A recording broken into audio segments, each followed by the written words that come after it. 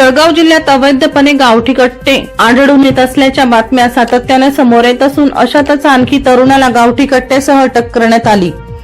ही कारवाई भुसावळ तालुक्यातील वरणगाव ऑर्डन्स फॅक्टरीच्या मुख्य प्रवेशद्वाराजवळ झाली। अमर मधुकर कहार उर्फ परदेशी राहणार चांगदेव तालुका मुक्ताईनगर असं अटक केलेल्या तरुणाचे नाव असून याबाबत गुन्हा दाखल करण्यात आला आहे।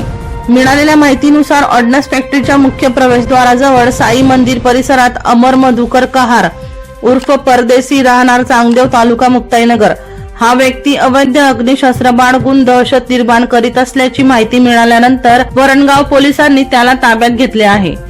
मंगळवार दिनांक 18 रोजी घडलेल्या या घटनेत पोलिसांनी त्याच्याकडून 20,000 रुपये किमतीचा गावठी कट्टा आणि 2 जिवंत काडतुसे 4,000 रुपये किमतीचे जप्त केले।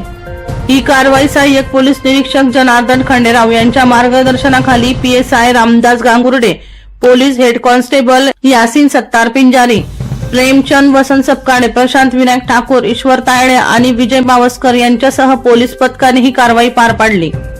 या प्रकरणी संशयिताविरोधात भारतीय शस्त्र अधिनियम कलम 3/25 अंतर्गत गुन्हा दाखल करण्यात आला आहे। वर्षा लोहार यांचा रिपोर्ट V1 लाईव्ह जळगाव।